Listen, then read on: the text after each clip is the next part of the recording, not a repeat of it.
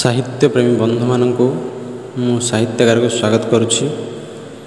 आज आलोच्य कविता शिक्षा दीक्षा। शिक्षा दीक्षा कवितार स्रष्टा ओडिया साहित्यर सुपरिचित गणकवि उपाधिधारी जन्म होता कटक जिलार महांगा अंचल कोठापदा ग्राम। निजर कठोर साधना और प्रतिभा बल से बहु गीतिनाट्य पाला भजन और जनाणर स्रष्टा भाव विख्यात होइछन्ति। मेघनाद बध, रंगसभा, कार्तवीर्य संहार, प्रह्लाद चरित, राम वनवास, कर्णवध और दक्ष यज्ञ भली अम्लान सृष्टिर अधिकारी होइछन्ति। तेबे चलन्तु भाई भाईर संपर्क, पिता पुत्रर संपर्क एवं नारीर पतिभक्तिर अम्लान दृष्टांत संपर्क रे ज्ञान हासिल करिबा पई एही कविताटी को पाठ करिबा।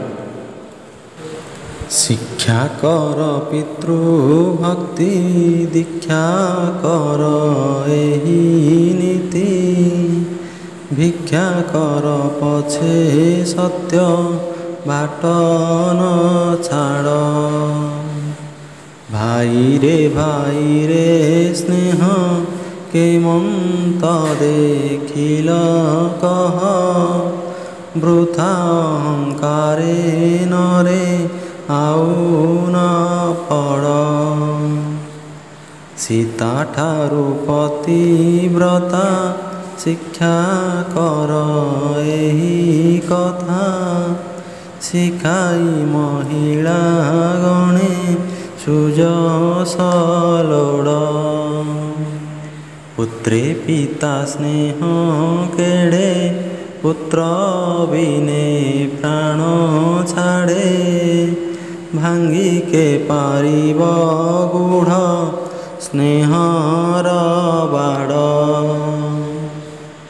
देवता होइले सुधा न छाड़ई विघ्न बाधा, जेते सावधाने गले खसई गोड़।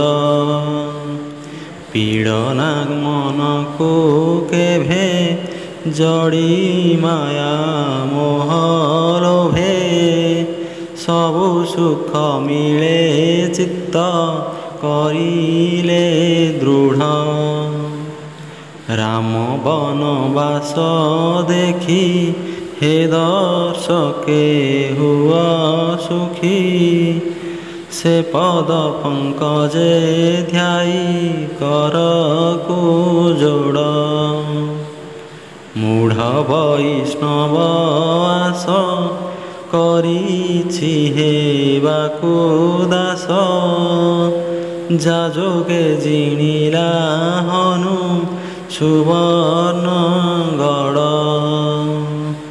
मूढ़ वैष्णव आस करिछि हेबाकु दास, जाजोगे जिणिला हनु सुवर्ण